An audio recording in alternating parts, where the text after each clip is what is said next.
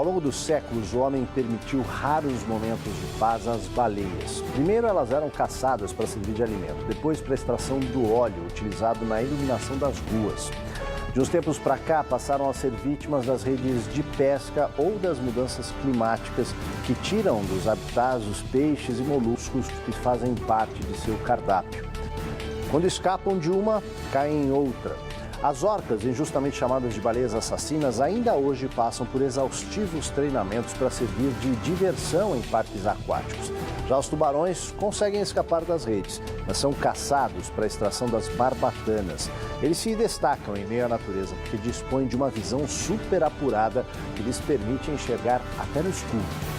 Essa edição do Matéria de Capa está começando. Fique com a gente.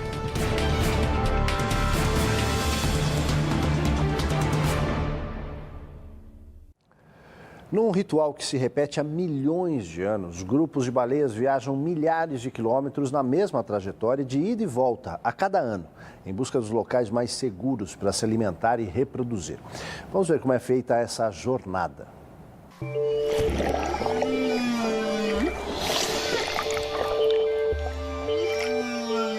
A vida das baleias cinzentas da região nordeste do Pacífico começa nas lagoas mornas do litoral da Baixa Califórnia, junto ao México.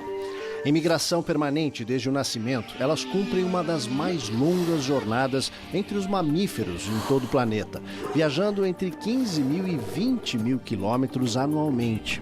Essa estratégia de sobrevivência vem evoluindo há 30 milhões de anos.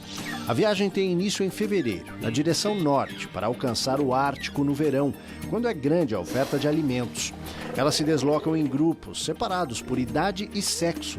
As mães partem por último, apenas quando os filhotes já estão fortes o suficiente para a jornada. As primeiras são as fêmeas recém-fecundadas, seguidas pelos grupos mais jovens.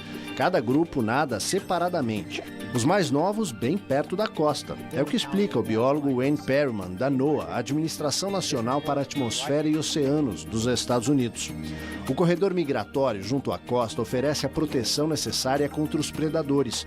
No caso das baleias cinzentas, o principal perigo para os filhotes está nas orcas, as chamadas baleias assassinas. A cada ano, os cientistas da NOAA monitoram a migração das baleias cinzentas em direção ao Pacífico Norte e Ártico.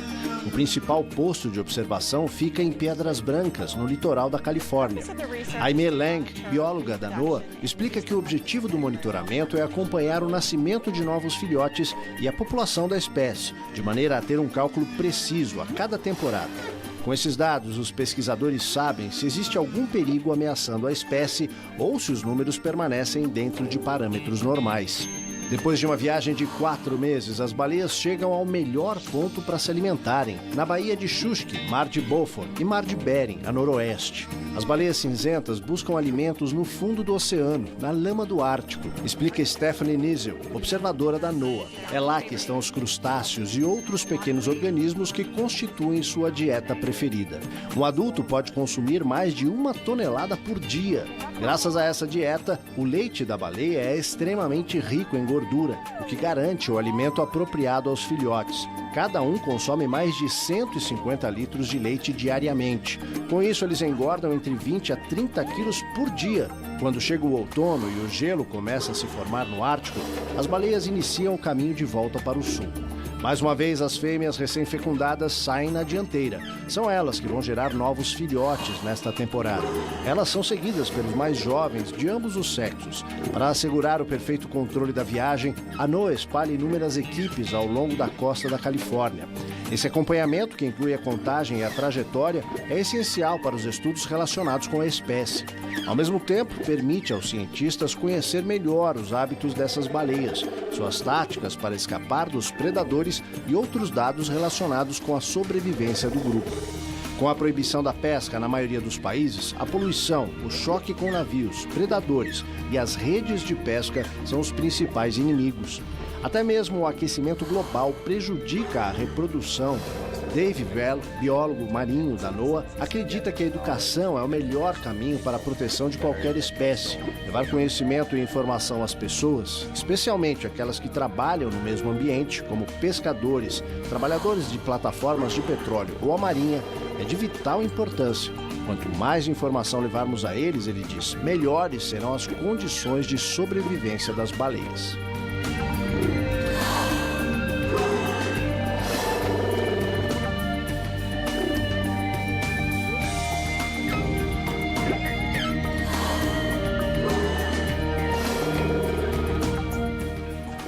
Primeiro os indígenas e depois os caçadores em busca do óleo. Ao longo dos séculos, as baleias tiveram poucos períodos de paz e condições para se reproduzir. Hunting was not always devastating for the populations of Pacific gray whales. Caçadas nos séculos 18 e 19 para exploração do óleo, as baleias já eram capturadas como alimento muito antes pelos indígenas, que também aproveitavam a pele e os ossos. Povos asiáticos também se dedicavam a essa atividade, desde o século XVI. Mas quando a demanda pelo óleo da baleia aumentou no século XIX, teve início a caça mecanizada.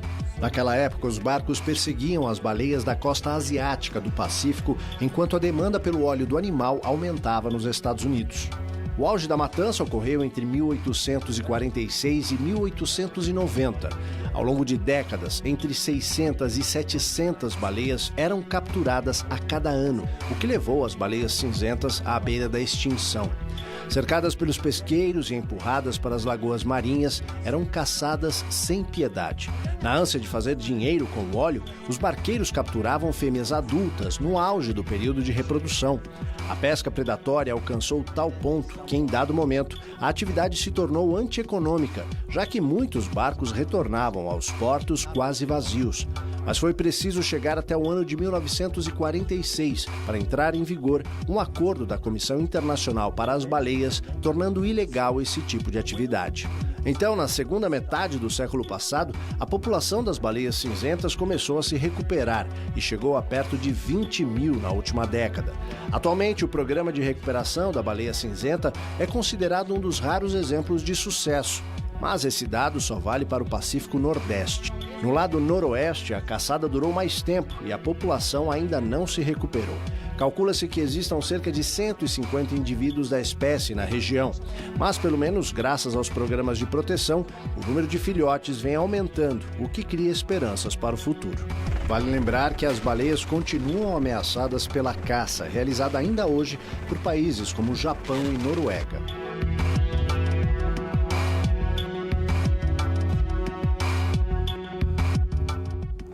Embora sejam chamadas de baleias assassinas, as orcas são muito mais ameaçadas pelo homem do que o contrário. Quanto mais se aproximam dos humanos, mais riscos elas correm.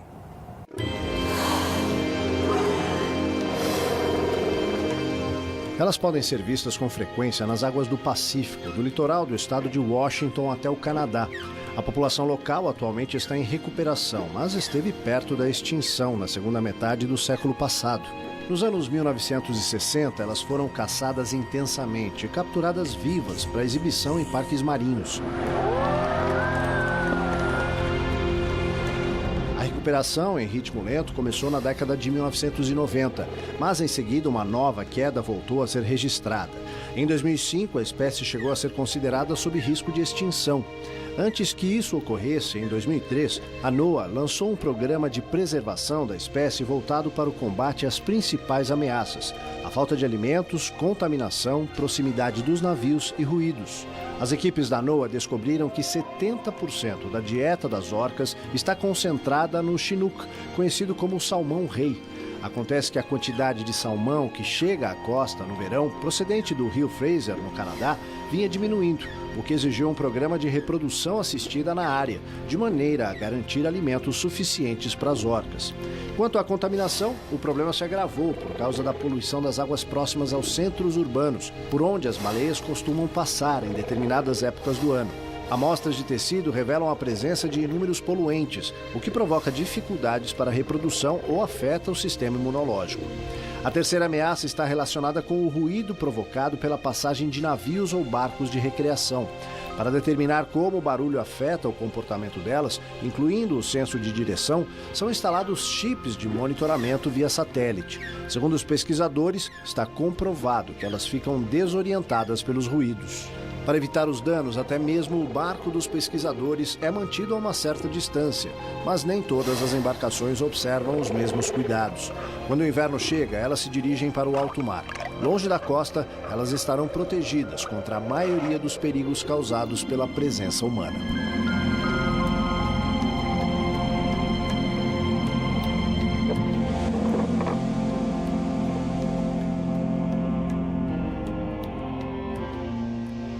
As orcas raramente agridem os humanos, que não fazem parte de seu cardápio preferido. Na verdade, a surpresa é que não ocorra um número maior de ataques, dadas as condições a que algumas delas são submetidas em cativeiro.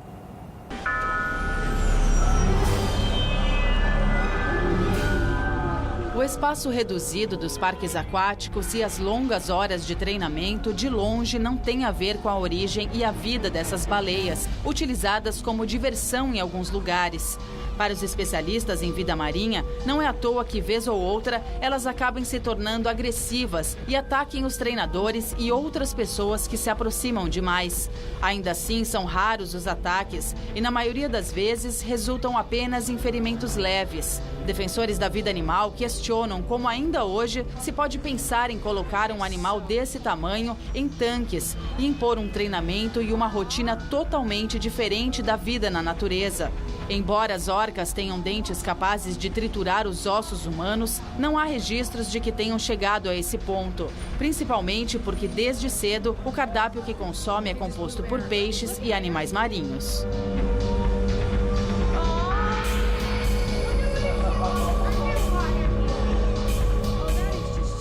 São tantos os casos de baleias presas em redes de pesca no litoral do Havaí que o governo local criou equipes de resgate treinadas para lidar com as vítimas que pesam toneladas e podem pôr em risco aqueles que tentam salvá-las.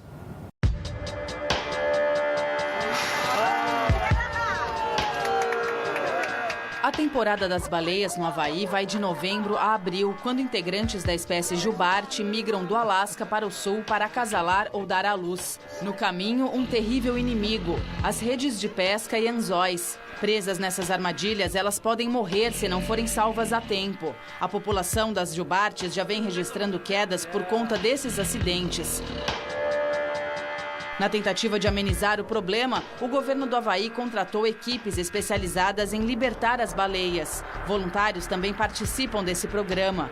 O primeiro passo começa com a localização das vítimas, que conta com a ajuda de turistas, tripulações de barcos de passeio ou comerciais que alertam as equipes. Então tem início a parte mais difícil, que é desfazer os nós ou cortar as amarras, enquanto as presas continuam movimentando suas toneladas de peso na água. As autoridades locais pedem que as pessoas sem treinamento não tentem fazer esse trabalho, que é muito perigoso. As baleias jubarte são enormes. Algumas têm o comprimento de um ônibus e chegam a pesar 30 toneladas. É muito diante de uma orca que pesa em média 5 toneladas, mas pouco diante da maior delas, a baleia azul, que alcança 150 toneladas ou mais. Uma tentativa muito comum é amarrar a baleia a algum tipo de boia, o que se mostra totalmente ineficaz. O que as equipes de resgate fazem com as boias é apenas utilizá-las para localização, quando o resgate é interrompido pelas condições do tempo.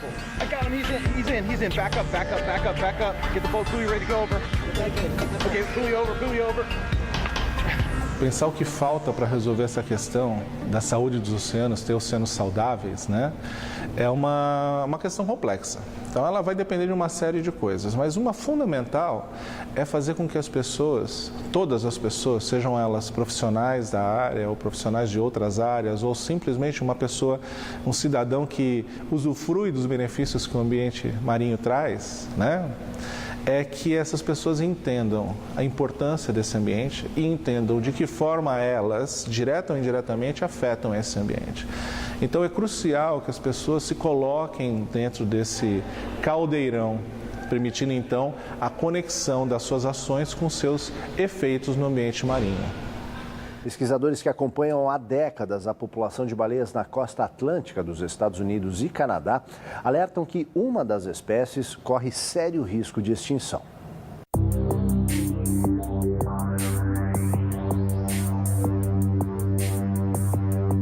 As águas de Cape Cod, no litoral de Massachusetts, região nordeste dos Estados Unidos, fazem parte do habitat natural das baleias franca.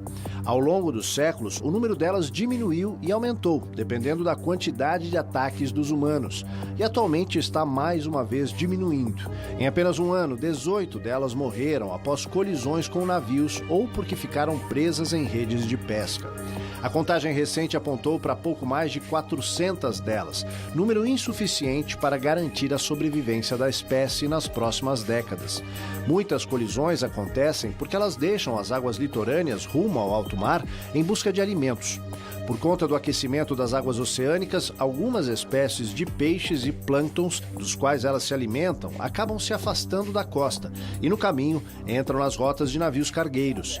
Há 40 anos, o Dr. Charles Mayo e sua equipe de biólogos e voluntários do Center for Coastal Studies em Massachusetts acompanham a trajetória das baleias franca na região. A captura dessa espécie é proibida por lei, com base em convenção internacional desde 1935. Mas atualmente, mesmo que não sejam capturadas, elas estão ameaçadas de desaparecer por conta dos acidentes e das mudanças climáticas que levam para longe suas fontes de alimentos.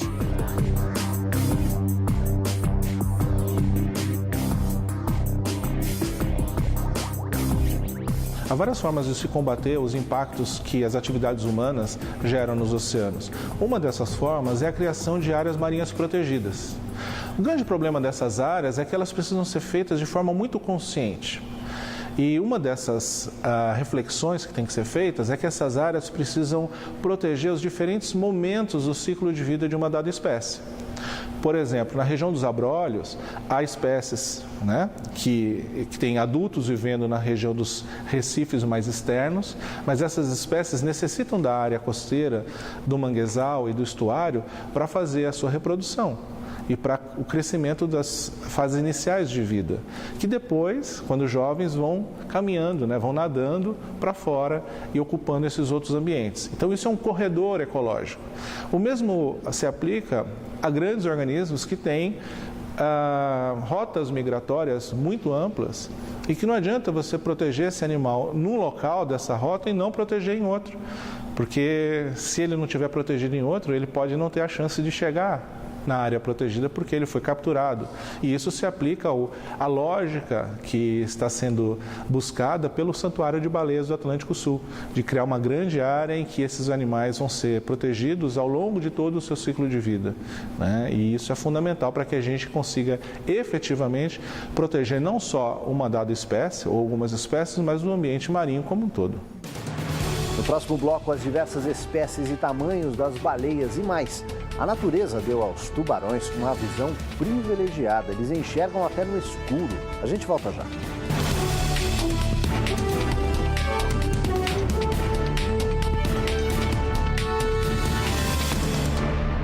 Entre os vários segredos do grande tubarão branco figura a sua capacidade de enxergar mesmo em condições de baixa visibilidade. O fato é que a natureza deu a esse predador um recurso que a maioria dos seres vivos não tem. The dark, gloomy waters around Seal Island offer poor visibility. Mesmo em águas turvas que oferecem pouca visibilidade, eles conseguem enxergar longe, pois seus olhos são dotados de sensores especiais. Nenhuma presa que faça parte do seu variado cardápio conseguirá fugir desse radar. O fato de terem 5 vezes o tamanho do olho humano não surpreende, mas é na estrutura interna que está o segredo. A começar pela membrana de proteção contra eventuais choques ou reações violentas das presas.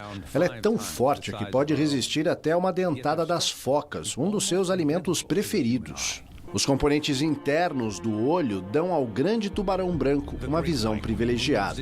O segredo está na camada de cristais reflexivos escondidos no fundo da cavidade ocular. Durante o dia e em águas claras, quando a luminosidade é forte, esta camada funciona como um óculos de sol. À noite ou em águas turvas, os cristais captam o menor sinal de luz e refletem como um farol, ampliando a visão. Equipado com essa capacidade, o grande tubarão branco localiza sua presa a qualquer hora e em qualquer ponto do oceano.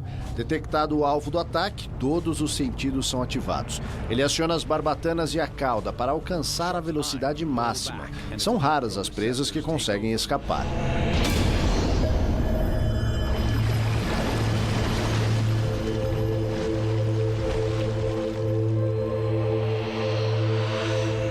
Todo esse potencial só não ajuda no momento em que são perseguidos pelos pescadores chineses e de outros países da Ásia, que alimentam a milionária indústria das barbatanas.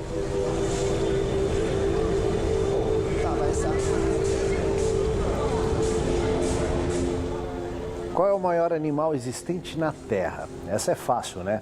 Será que você sabe mesmo ou estaria chutando se fosse uma prova? Vamos tirar essa dúvida.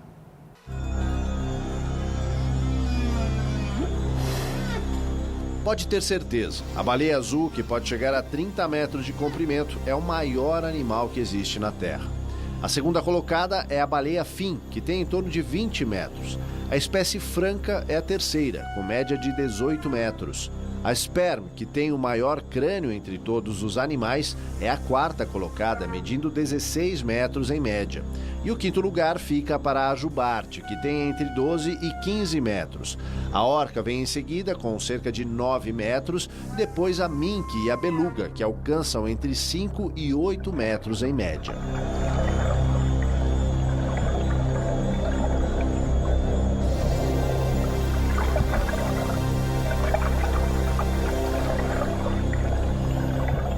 Grupos de voluntários atuam no resgate e reabilitação de golfinhos na região sul do estado de Massachusetts, nos Estados Unidos. A cerca de 1.000 quilômetros da costa, um dos pontos mais frequentados pela espécie em todo o mundo. Para garantir a saúde dos animais, os pesquisadores contam com tecnologias de última geração.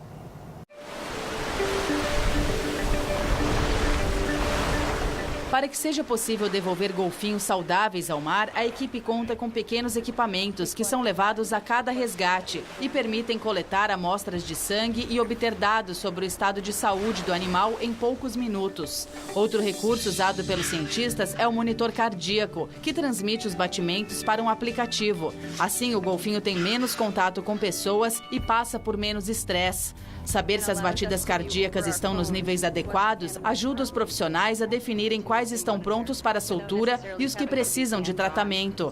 Outra tecnologia utilizada é o ultrassom. A ferramenta possibilita exames menos invasivos e com diagnósticos mais rápidos. Com ele é possível detectar tumores ou sinais de pneumonia, por exemplo. Teste de potencial auditivo é outro recurso. Em golfinhos, assim como demais mamíferos marinhos, o sentido mais utilizado é a audição, muito mais até que a visão. Os testes revelam se interferências como poluição ou ruídos de navios prejudicaram a capacidade auditiva do animal, o que traria dificuldade de sobrevivência em seu habitat.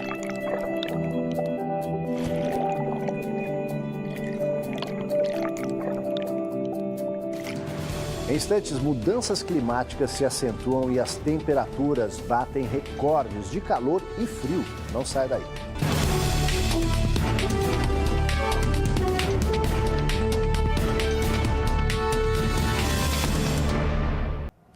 Se as mudanças climáticas provocam alterações na vida animal, os estudiosos terão muitas preocupações nos próximos meses. O clima anda estranho em boa parte do planeta, com recordes de altas temperaturas em algumas regiões e de frio em outras, e de chuvas também.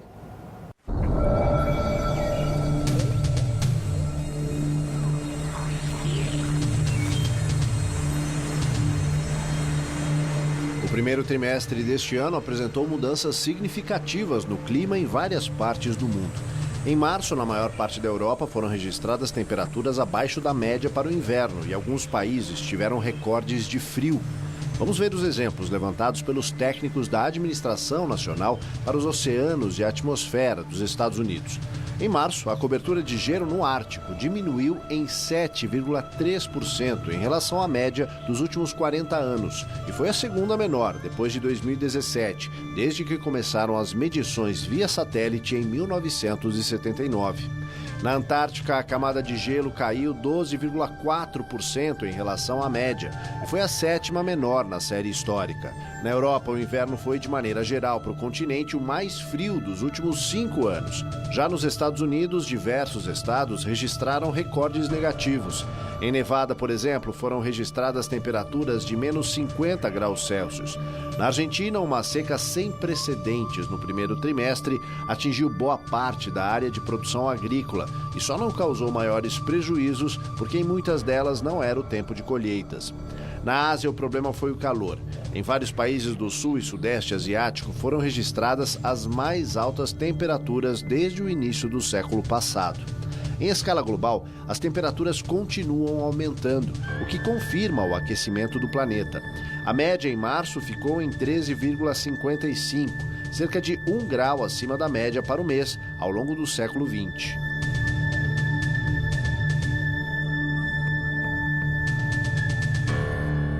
O grande entendimento recente relacionado às mudanças climáticas globais tem relação com o papel dos oceanos nessas mudanças. Ou seja, como as mudanças influenciam os oceanos e como os oceanos influenciam as mudanças. Então existe uma relação muito clara e muito forte entre o que ocorre na atmosfera e o que ocorre nos oceanos. E esse entendimento levou a gente, a comunidade científica e os tomadores de decisão em nível mundial, a compreender como que essa relação acaba ocasionando ou amplificando os efeitos dessas mudanças. Nesse sentido, é fundamental a gente entender como que esse aumento dos gases do efeito estufa, e o próprio efeito estufa, o aquecimento da atmosfera, tem causado diferentes tipos de efeitos nos oceanos. Dentre eles, a gente pode citar a própria elevação da temperatura da água do mar, que é um dos efeitos mais lógicos que a gente poderia pensar. Mas tem outros também que não são tão óbvios ou lógicos, como, por exemplo, a possibilidade de elevação do nível do mar causada principalmente pelo degelo das calotas polares. Isso levando, possivelmente, a alagamentos em regiões costeiras. Quando se fala em desenvolvimento econômico, é importante lembrar que a economia sempre vai depender, direta ou indiretamente, da natureza. Da produção de matérias-primas à manufatura, o transporte, o comércio, os serviços. De alguma maneira, o homem sempre vai precisar dos recursos que só a terra, as florestas, os oceanos e rios podem oferecer. Mas são poucos os governos que se lembram disso na hora de planejar, não é mesmo? Essa edição do Matéria de Capa fica por aqui. A gente volta na semana que vem, nesse mesmo horário. Uma ótima noite a todos e até lá.